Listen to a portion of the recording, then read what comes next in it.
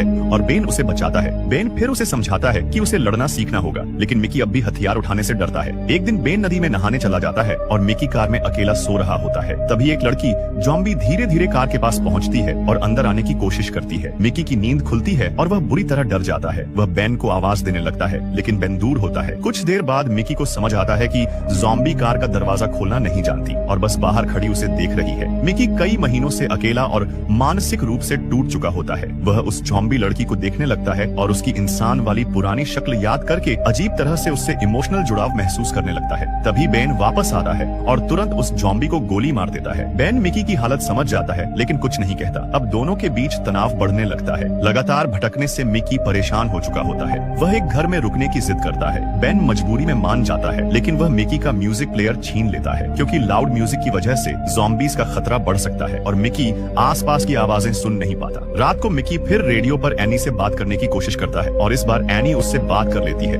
Any उसे बताती है कि कैंप वैसा नहीं है जैसा वह सोच रहा है और अगर किसी ने उन्हें बात करते देख लिया तो उसे सजा मिलेगी। वह मिकी को कैंप ढूंढने से मना करती है। मिकी उससे मिलने के लिए बेन को छोड़ने तक को तैयार हो जाता है, लेकिन एनी कनेक्शन फिर काट देती है। उधर बेन अकेले में पहली बार थोड़ा आराम करता है। वह मिकी का प्लेयर चालू करता है, शराब पीता है और गाना सुनकर नाचता है। तभी उसे बाहर एक ज़ॉम्बी मिलता है, जिसे वह पकड़कर घर के अंदर ले आता है। बेन मिकी को सर्वाइवल सिखाने के लिए एक खतरनाक फैसला करता है। वह मिकी के कमरे में बेसबॉल बैट रखता है, ज़ॉम्बी को अंदर छोड़ देता है और दरवाजा बाहर से बंद कर देता है। मिकी अंदर फंस जाता है और घबरा कर चिल्लाने लगता है। बेन दरवाजा नहीं खोलता और कहता है कि अब उसे खुद लड़ना होगा।